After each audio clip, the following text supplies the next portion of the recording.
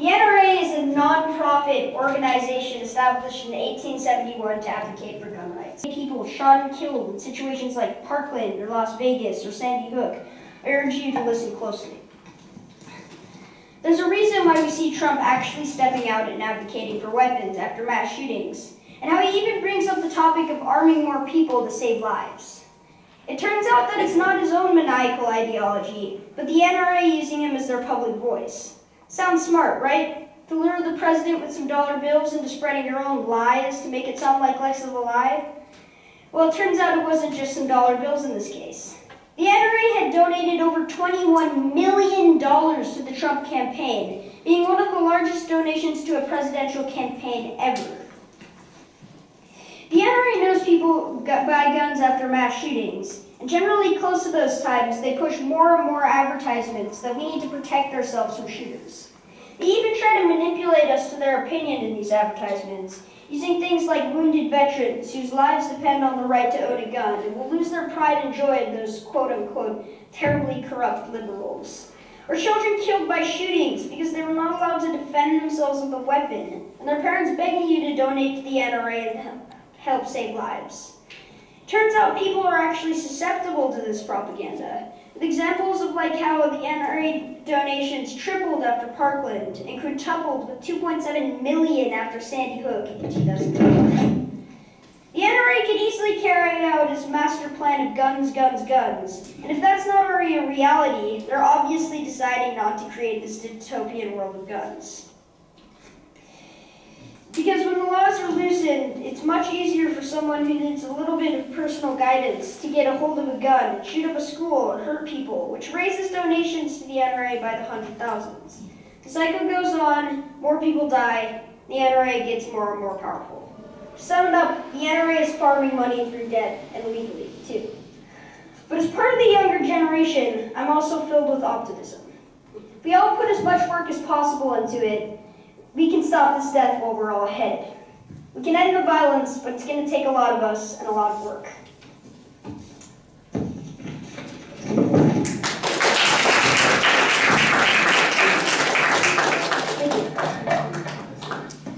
My name is Prince, and my speech is about suicide.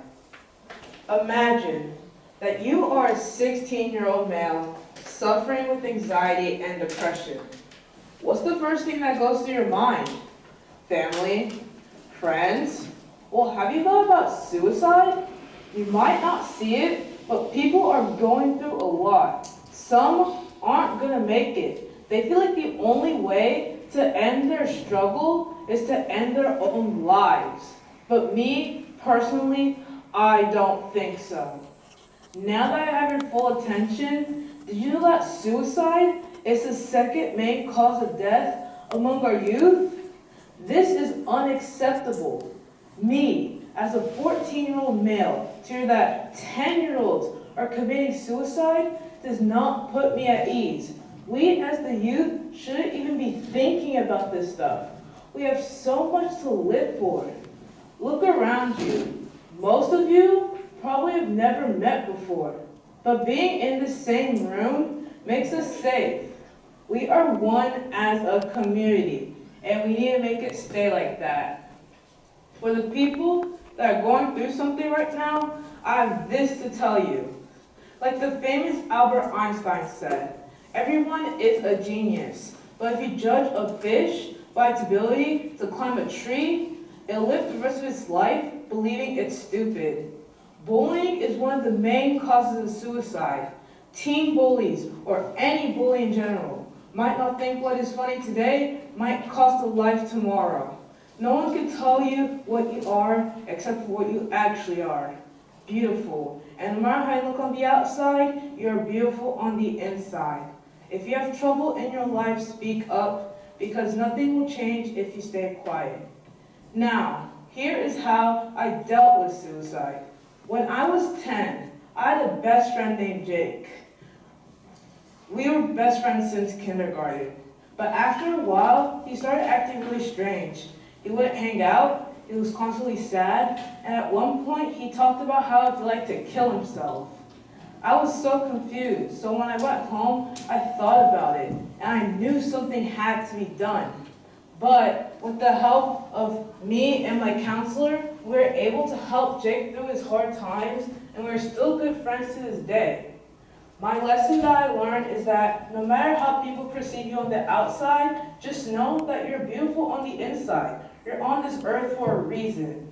And that if you have problems, it is always okay to talk to an adult. Thank you.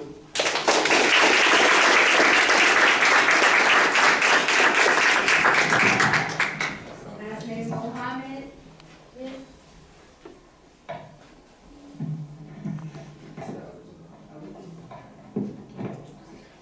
I start? My name is Kasim, and my topic is racism. Racism. Yes, I've heard many people say it's over, but have you ever asked yourself, is it really over? Is the Civil War we started over, or is this still continuing without many knowing? Are we still doing this, judging our people by the color of their skin? People want to believe racism is just like air. It's invisible, and we don't see it. I see people on YouTube every week crying, saying that they never chose the color of their skin, and that deeply wounds me.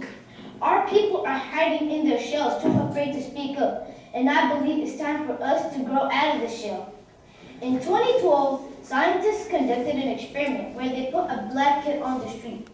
Almost everyone that went past him gave him nothing. Then they put a white kid on the streets, and everyone that went past him gave him something. One time, I was in the store. I was in the snacks aisle. I was trying to buy some chips. Then this white man saw me and said typical black food. Although I did not feel the anger boiling inside of me, it made me wonder, why would a total stranger say this to me? The man started walking away. I was left there thinking, what can I do to stop this? I know when we see people, we judge them. It's okay to judge, but don't judge people in a negative way, especially people of color. It's part of the human society to judge. We are all humans after all. We were all created equal. But please, don't judge people in a negative way. Thank you.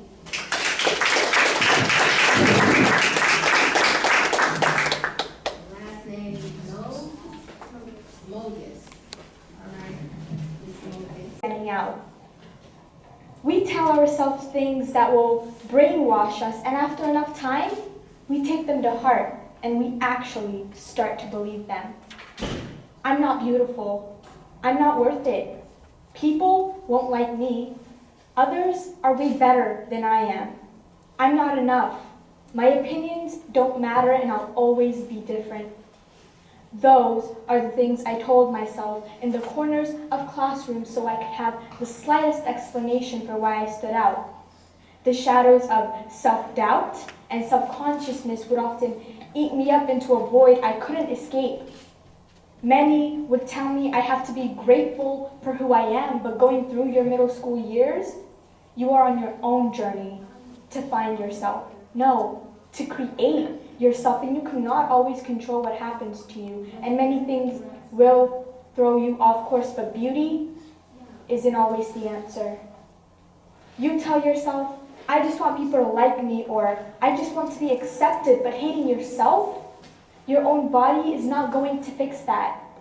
You always wanted to be like other girls, but did you realize that it would deprive you of your uniqueness, your inner beauty? Don't lower your standards or compromise your values to please others, no. Learn to love the person in the mirror standing before you, because although she has been through so much, she still stands. You look at other girls wishing you were them when other girls are looking at you wishing they were you. Our world, the different magazine covers, will try to make us believe that women need thinner waists or better stomachs or tons of makeup to be accepted, but they are wrong. It's not about how the world perceives you. What matters is what you see, because only when you respect yourself will others learn to respect you. So let's stop hurting ourselves and carry our bodies the way they deserve to be carried. I am capable. I am loved. I do deserve respect. I am beautiful and bold. I am good enough.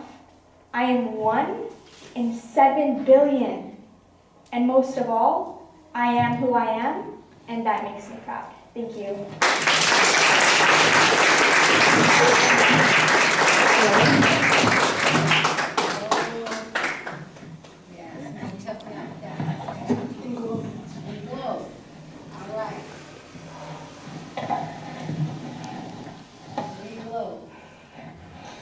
Hello, my name is Sibu Siso, and my speech is called Education System, Female Friendly but a Male Disaster. Has a person ever wondered why the dropout rate in males versus females in college education is significantly higher? Males are labeled as troublemakers from elementary school forward. Males are perceived as dumb, and males are more likely to work at a low-paying job than pursue a higher education. I sponsor underprivileged children's education in Africa, but the only time my mom ever hears from the school is when I get in trouble. Educators in the public schools are very harsh on boys, but then very patient with females. Because when a female student causes distraction in class, the teacher will go, "Ladies, please stop." But when a male student commits the exact same offense, the teacher will never call the boys by gentlemen. Unless you want to see the sun fall straight from the sky, it will never happen. They simply, most of the time, will be sent to detention. As a matter of fact, the detention room in the public schools is full of boys. Dr. Michael Gurian, who's the author of the book The Wonder of Boys, states that overall, 71% of all school suspensions are on account of boys. He also further mentions that 12% in students in high school special education classes are males. According to the National Association Publication and Truth and Labeling, states that overall, 1/3 of students in kindergarten through high school special education classes are males. Recently, I was admitted to Children's Hospital. While I was there, 7 different doctors came to see me, but only one of them was male. He was desperately recruiting me to become a doctor and work with him when I grow up. He jokingly asked me to rescue him from all the girls that were surrounding him. But unfortunately, I've already made up my mind that when I grow up, I want to become a technical engineer. In summary, society, we need to stop contributing to this disaster that males are dumb. We are not dumb. We are future leaders. Thank you.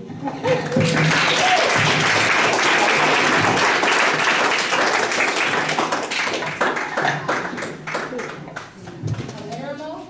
Yep. Palermo? Testing. Okay. Hello. My name is Jacob Palermo, and my speech is titled The Voice of a Closed Mouth. Stephen Hawking once said that quiet people have the loudest minds. My name is Jacob Palermo, and well, I'm an introvert. Introverts not necessarily dislike interacting with people. We just feel physically and mentally exhausted when we interact with people. So because of that, we typically don't end up in conversations or even speak up much. Heck, I'm scared right now. Anyways, whenever I raise up my hand in front of the classroom or even take part in a conversation that I'm interested in, I honestly feel like sometimes my voice doesn't matter or isn't heard. But I'm trying to change that by being here right now. For anyone in this room who is making eye contact with me, who is listening to me, who is listening to my speech, I want you to imagine a world where your voices, your thoughts, and your opinions don't matter. Are you done imagining? Because, well, let me tell you something. You didn't have to imagine it. Because for many people, that world is already true.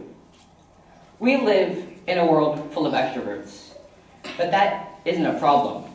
The problem is the inability for an introvert to speak up in a world full of extroverts. Growing up, I kind of felt like a ghost. My voice wasn't heard, and to be honest, I was okay with that. As long as I can support others, my friends and my family, then I'm okay. But the months, the years, the days of just being unheard, I couldn't handle that. Anyways, I believe that everyone in this room, everyone, has a voice inside their head. A voice that says, I want to be heard. I want to make a difference. And sadly, introverts cannot think that way. So, I'm saying right now that anyone who thinks that way, I want you to feel empowered for once. Because I feel that when you hear my speech, I want you to feel that you have a voice, you are heard, and you are important.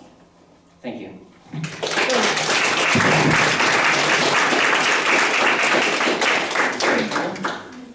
that everyone? I saw.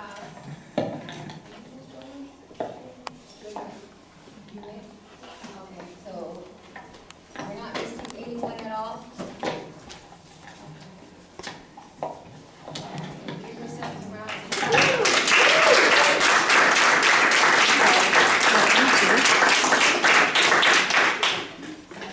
Passionate people.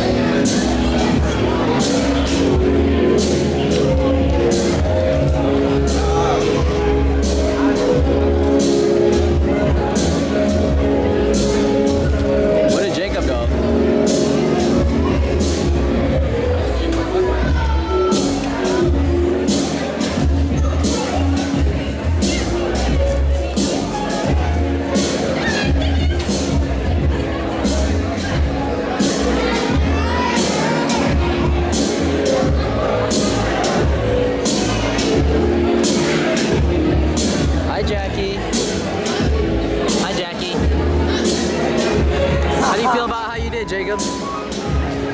You did good. What is the part? I mean, what's the part that is bothering you? Like where you say you messed up? The ending. Why? Why? What about it? Because what? Because you skipped the part that you wanted to say. But overall though, I was impressed with your messaging, and like when your pauses and all that, like some audience members, I was listening to them, they were captured. People were listening to you. You captured their attention for real. And I think you had a interesting topic. So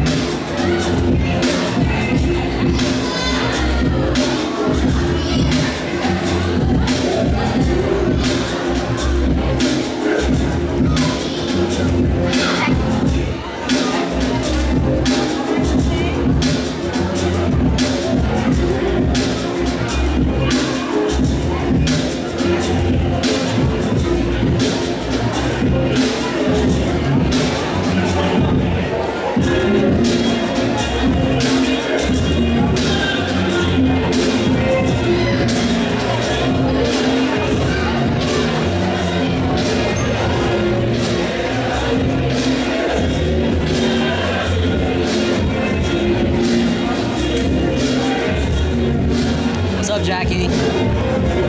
Jackie.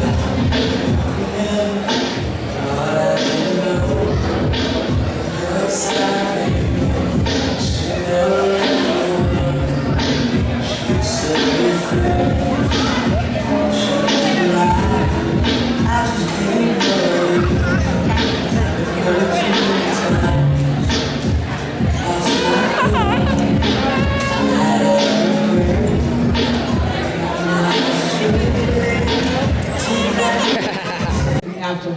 All right. So who is next? Next person come up to the stage, please. Yes. I'll do that. So our next contestant is Sophia, S-O-P-H-I-A, and her last name is Culver, C-U-L-V-E-R. Our first contestant was Bird, B-Y-R-D.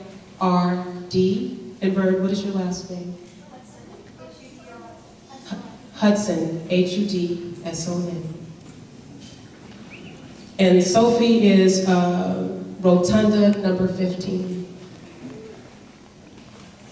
Rotunda number 15. And Bird, what is your? And he is Rotunda 2.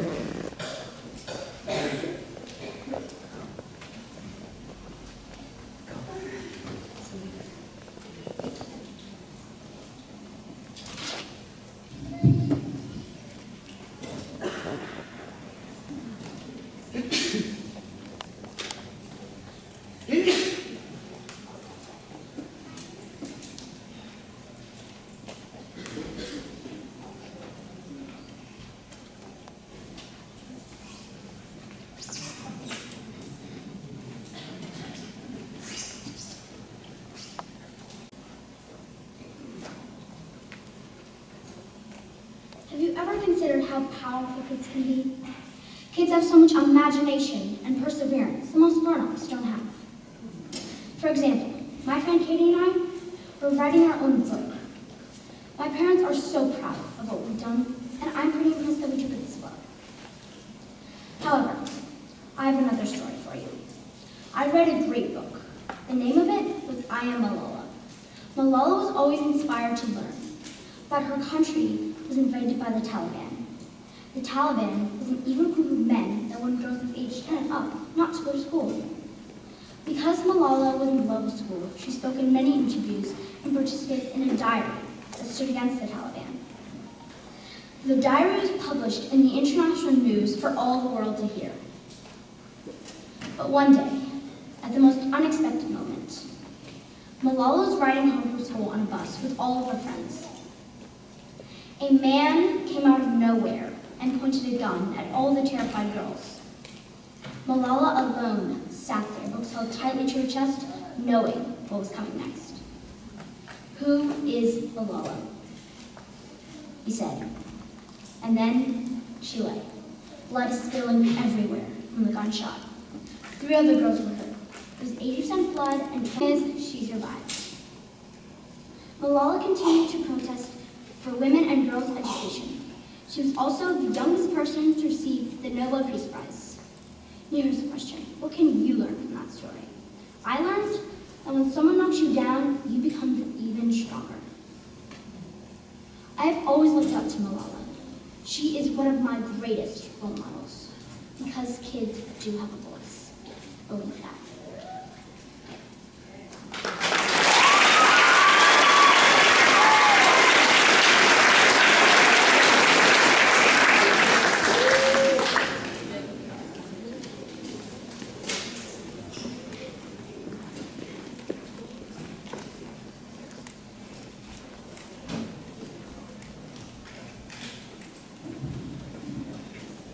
Yeah. So Jacob's going to say a little part of his speech just so you can hear, so he's not being judged.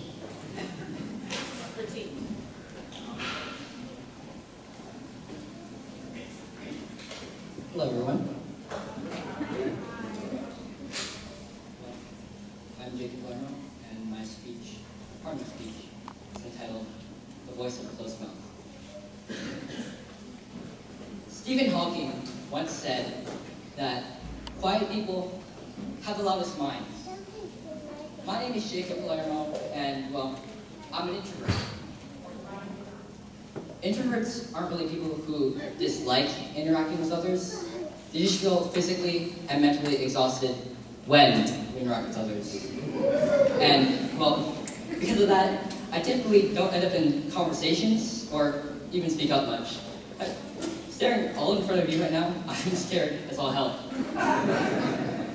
But whenever I gather up the courage to raise my hand in front of the teacher, or even take part in a conversation that I'm interested in, sometimes I feel like I'm not heard or my voice doesn't matter. But I'm trying to change that right now. Thank you.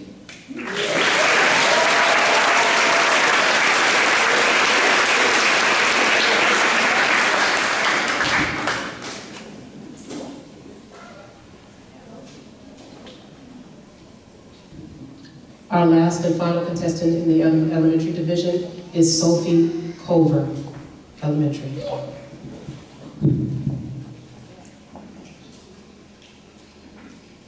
My name is Sophie Culver, and my speech is about cigarettes. Do you know that feeling where you walk? Do you want me to pause on the counter? He's going to tap for you.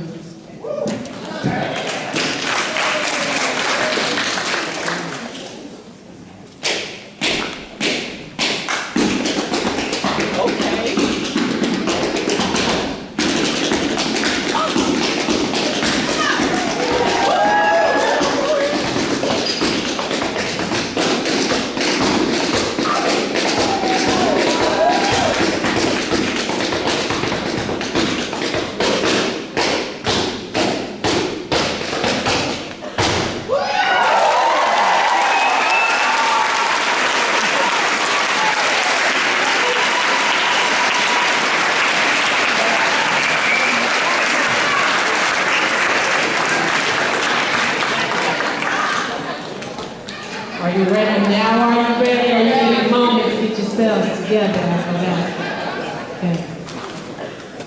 And also let me say, I didn't mention we have some guest judges with us today because Paris Jackson from Como, she's sick and wanted to be here and couldn't. So Don Bennett, who is an activist in the community and a voice for the youth, is here with us.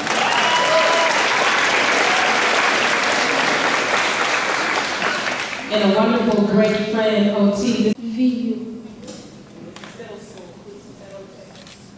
And what's your bachelor's? I am Renton 12. Renton 12.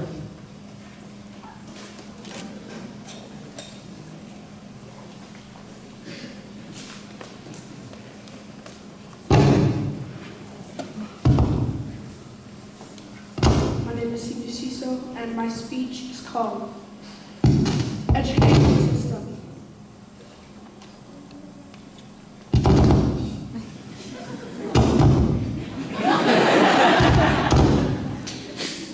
Female friendly. Let's do the next one, Kaya. So put that to the side while they fix that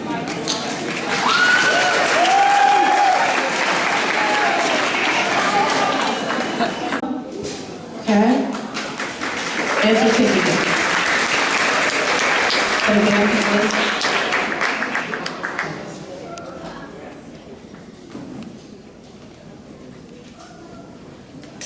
All right, guys, I just want to ask, are you guys having a good time?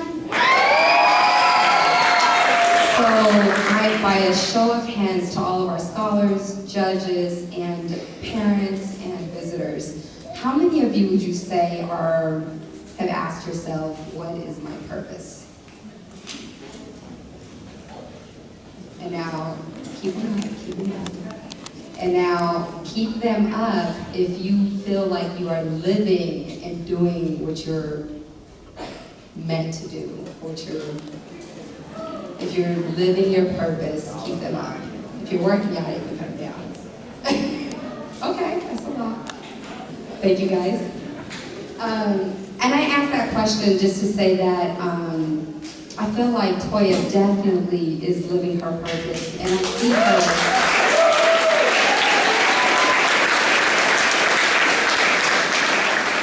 And when I say she grinds, like you guys see this part, but what she does in the background is even much more. This is something that she goes to sleep thinking about. She talks to all her friends about. And this is definitely her passion. And I think that it's so important for us to support that. And I don't like asking for money, but sometimes you got to, right? But it takes a lot of resources to be able to. EU. Eric from Cleveland, Eric. Georgia.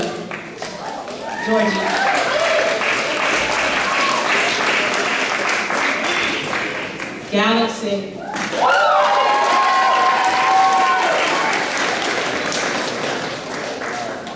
Furman.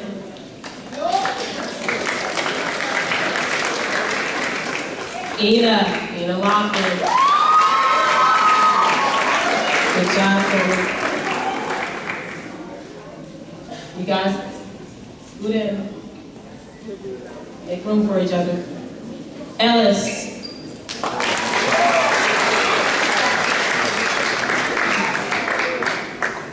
There's some local police. Ellis told they had an opportunity to coach the middle school kids at Oregon K through 8, and he told them after they coached them, he says, if we ever get to compete together in their Arnold divisions, get ready to write your name on your tombstone. Cora, where's Cora? Juniper. You guys, there's plenty of room. I need you guys to squeeze in with each other. Jacob Palermo. Isabel Spalding. Izzy.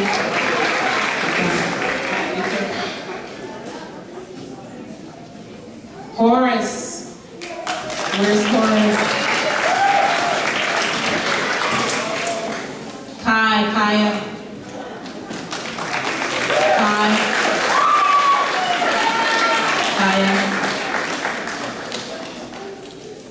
Jesse. Aisha.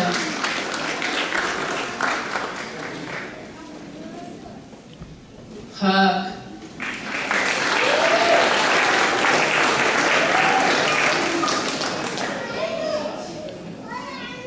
Caleb.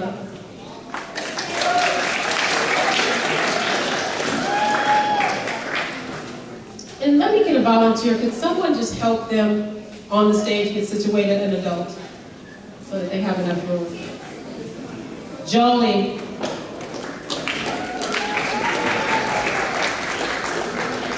Good job. It's Serene.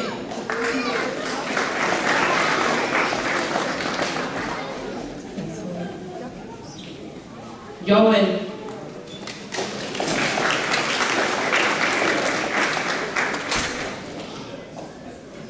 Josie Davis.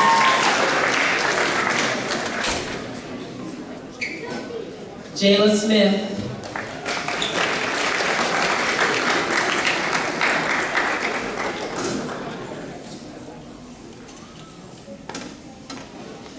Isaac. Henson.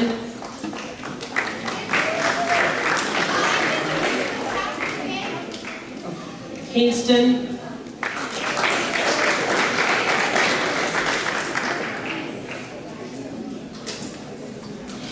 Good job. Kira.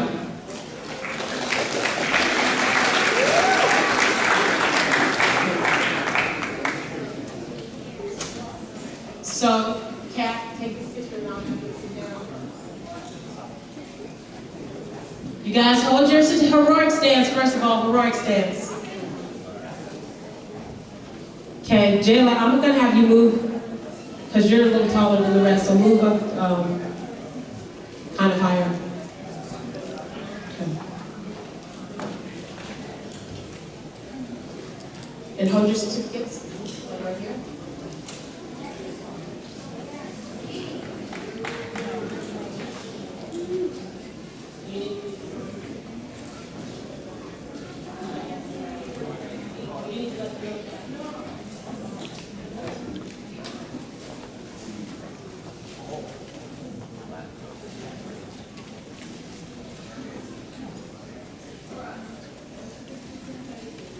Yes, certificates down, got in your face.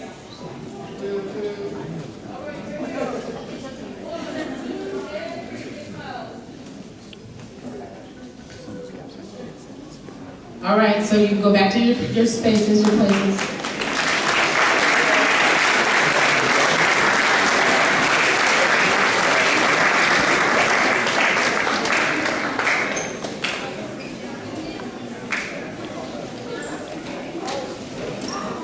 Kira,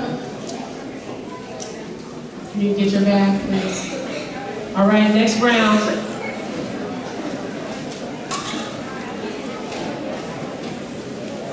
Okay. If you did not get your bag, Kira is right here. Next, we have Torin.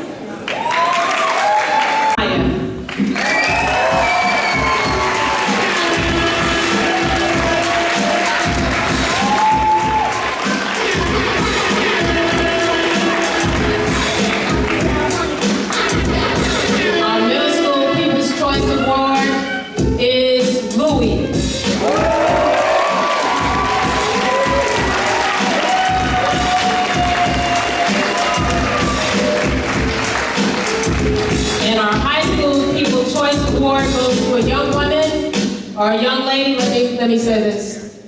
She came to Cleveland High School a few weeks ago and said, I want to be a part of this program and I want to be in the competition. And she has been a pleasure to have in class. The People's Choice Award goes to Paris.